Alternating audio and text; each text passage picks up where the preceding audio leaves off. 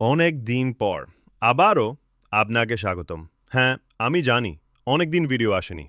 তবে চিন্তা নেই, এখন থেকে নিয়মিত ভিডিও পাবেন।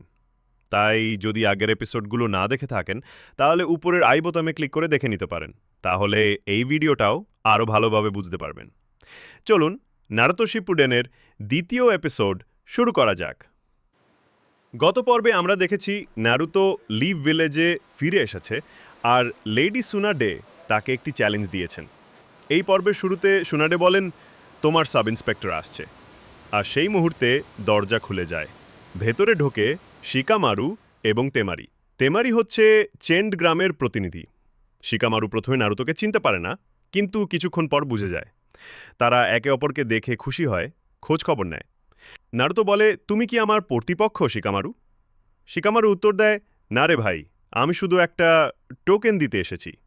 এরপর নারুতো তেমারির দিকে তাকিয়ে জিজ্ঞেস করে, তোমার নাম কি? সুনাডে হেসে বলে, তোমার প্রতিপক্ষ বাইরে অপেক্ষা করছে। নারুতো বাইরে যায়। আর সেখানেই আমাদের পরিচিত মুখ, কাকাশি সেনসেই। নারুতো বলে, আমি তোমার জন্য কিছু এনেছি। সে কাকাশিকে একটি বই দেয়। কাকাশির চোখ জোল জোল করে ওঠে। এটা তার প্রিয় মেকআউট সিরিজ। নারুতো বলে, খুবই বিরক্তিকর একটা বই এটা। আর তখন জিরাইয়া এসে বলে, তুমি কি বুঝবে মহান সাহিত্য? এই বই এখনও প্রকাশিত হয়নি, তবে সবাই সেটা পড়তে পাগল। সুনাডে বলে, ভেতরে এসো কাকাশি। কাকাশি উত্তর দেয়, ঠিক আছে, তাহলে তোমরা দুজনই আমার। সুনাডে জানায়, তোমাদের দুজনকেই একটা পরীক্ষা দিতে হবে। এতেই ঠিক হবে কে কোন কাজ পাবে। কাকাশি হঠাৎ বলে, নারুতো, তুমি তো বেশ আগেই চলে এসেছো। যদি চাও লাইনে লিখে। এই বলে সে হাওয়ার মতো উধাও হয়ে যায়। সবাই জানে সে গেছে বই পড়তে। নারুতো হেসে বলে, কাকাশির সেনসেই আমাদের ট্রেনিংয়ের থেকে বই বেশি পছন্দ করেন। সাকুরা বলে, ভালোই হলো, আমরা একটু স্ট্র্যাটেজি বানাতে পারি। এরপর নারুতো শিকামারুকে জিজ্ঞাসা করে, তোমার আর তেমারির মধ্যে কি কিছু চলছে? দুজনেই লজ্জা পেয়ে বলে, না, এমন কিছু না। তেমারি বলে, চুনিন পরীক্ষা আসছে, তাই লিপগ্রাম ও ছেন্ডগ্রাম দু জায়গাতেই যেতে হবে। এবং আমরা জানতে পারি শিকামারুই এবারে চুনিন পরীক্ষার দায়িত্বে রয়েছে।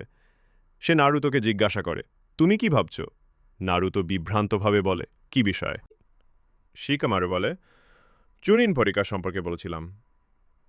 তুমি আমাদের ক্লাসের একমাত্র ছাত্র যে এখনো উত্তীর্ণ হওনি। নারুতো শুনে হতবাক হয়ে যায়। শিকামারু বলে, চিন্তা করো না, তেমারি, কানুকুরো, নেজি সবাই এখন জুনিন। নারুতো অবাক হয়ে জিজ্ঞাসা করে, এটা কিভাবে সম্ভব? আর গারার কি অবস্থা? এই মুহূর্তে আমরা বালির গ্রামে চলে যাই আর জানতে পারি গারা এখন লর্ড খাজেকা হয়ে গেছেন। নারুতো এটা শুনে খুশি হয়। জিরায়া বলেন, আমি নারুতোকে তোমার হাতে তুলে দিচ্ছি। কাকাশি জিজ্ঞাসা করে, সে দেখতে বড় হয়ে গেছে ঠিকই, কিন্তু সত্যিই কি সে পরিণত হয়েছে? জিরায়া হেসে বলেন, নিজেই দেখে নাও। এই সময় আমরা স্যান্ড হিলে যে একটা গুরুত্বপূর্ণ মিটিং দেখি। সেখানে ক্যাপ্টেন ইউরা সবাইকে আকাতসুকি সম্পর্কে সতর্ক করেন। এদিকে জিরায়া ও কাকাশিও আকাতসুকি নিয়ে আলোচনা করছিলেন। তারা বলছিলেন, আকাতসুকি এখন অনেক বেশি সক্রিয়। তাদের সদস্যদের মধ্যে একজন হচ্ছে ওরুচিমারু, যিনি একসময় ওই সংগঠনেরই অংশ ছিলেন। কাকাশি জানতে চায়, আকাতসুকি এত সক্রিয় কেন? জিরায়া বলে, তারা সম্ভবত নারুতোর ভিতরে থাকা নয়লেজওয়ালা শিয়ালটিকে চাইছে। ক্যাপ্টেন ইউরা ঘোষণা করেন, যদি কাউকে কালো পোশাক ও লাল চিহ্ন সহ দেখা যায়, তাহলে সরাসরি তাকে গুলি করো। এই কথার পরেই সভা শেষ হয়। এরপর আমরা প্রথমবারের মতো দেখি দুই আকাতসুকি সদস্যকে, একজন লম্বা আর একজন খাটো। ছোটটির নাম শাসরি আর লম্বা সদস্যের নাম ডেইদারা। শাসরি ডেইদারাকে বলে, তুমি কি ভাবছো তোমার ব্যাগে যা আছে তা দিয়েই তুমি জিনচুরিকিকে হারাতে পারবে? জিনচুরিকি মানে সেই ব্যক্তি যার ভেতরে টেইলড বিস্টিল করা আছে, যেমন নারুতো বা গারা। যাই হোক, চলি আবার মূল কাহিনীতে। নারুতো ও সাকুরা এখন প্রশিক্ষণ মাঠে অপেক্ষা করছে। এরপর কাকাশি হাজির হয়। দুজনেই রেগে যায়, কারণ হ্যাঁ, কাকাশি আবারও দেরি করেছে। তারা মাঠে প্রবেশ করে এবং তারা মনে করে এটা সেই মাঠ যেখানে প্রথমবার তারা পরীক্ষা দিয়েছিল। এই স্মৃতিতে দুজনেই বেশ আবেগপ্রবণ হয়ে পড়ে। কাকাশি সেই পুরনো 2 ঘন্টা বের করে যা আগের পরীক্ষাতেও ব্যবহৃত হয়েছিল। কাকাশি বলে, এবারও নিয়ম একই থাকবে, প্রস্তুত হও, এবং সে তার শেয়ারিং গান চালু করে। একই সময় স্যান্ড ভিলেজের গেটে কিছু একটা ঘটে। প্রহরীরা কালো পোশাক ও লাল চিহ্ন দেখে আঁচ করে, এরা নিশ্চয়ই আকাতসুকি।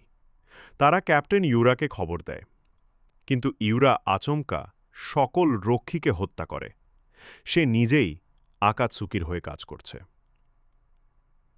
এদিকে জিরাইয়া এবং সুনাদেও পৌঁছে যান প্রশিক্ষণ মাঠে।